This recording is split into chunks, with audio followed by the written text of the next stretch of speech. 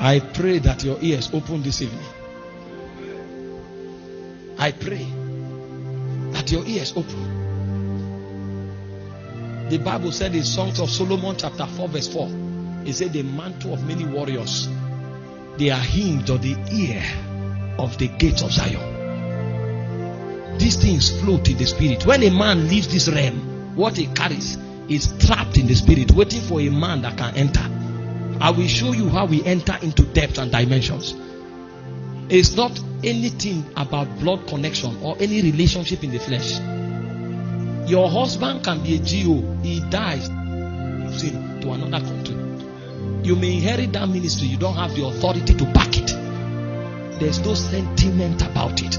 What caused him to enter is the sacrifice of alignment. Many things are a gift, but there are certain things that have to do with territories and generation. God will never gift it. Never. Those things are earned on the altar of sacrifice. Matters of ordination can never be gifted.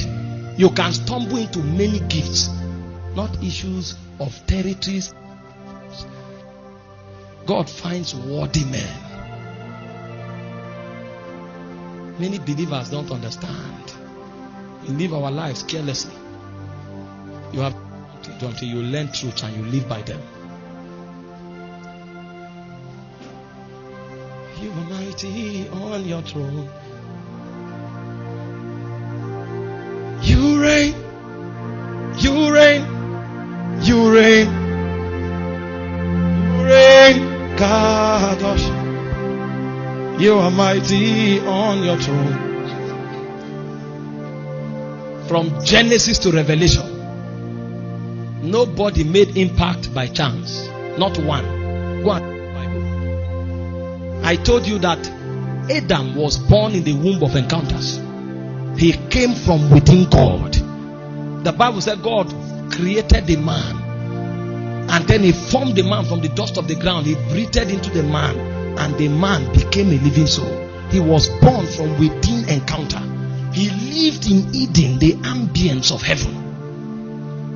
When the earth fell, that pattern did not change. God showed up, and in a whole generation he found no man. And God said he swore in his heart in Genesis chapter 6 that he was going to wipe off everything on the face of the earth, including animals and beasts, until the Bible said, but Noah found favor with God. You don't have an encounter with God, you think you can change anything in time, you are a joker. You don't know the beings that regulate time.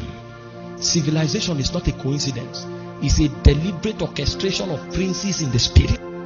Everything you see happening around you, there is a prince watching over it. People don't wake up and just suddenly want to fornicate. People don't just wake up and suddenly want to steal. People don't wake up and suddenly want to lie. There's a being that sits over the gate of lie. There's a prince that sits over the gate of fornication. It is the energy of that prince that compels sin in the lives of men. For you to break out of the influence of that spirit, be vitally connected to another influence.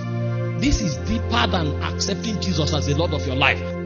Systems and patterns govern creation. They will remain there for eternity. That's why before Christ, the only men that made impact were men of encounter. After Christ, the only men that made impact were men of encounters. How did you think Paul suddenly became mighty among the apostles? He had a team that he traveled with. When Jesus appeared, only him saw him. Only him heard him.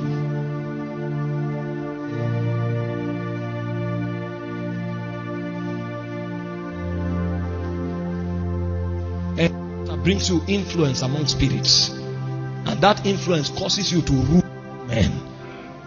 When Moses encountered God by the backside of the desert, in Exodus chapter 7 verse 1, he said, I have made you a god unto Pharaoh.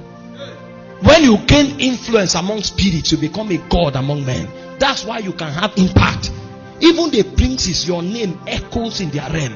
They dare not touch you. Did you not read about the sons of Sceva? Jesus we know, Paul we know, who are encounter.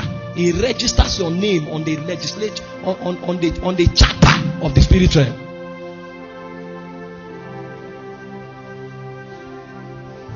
Our generation is weak because encounter is now strange to us.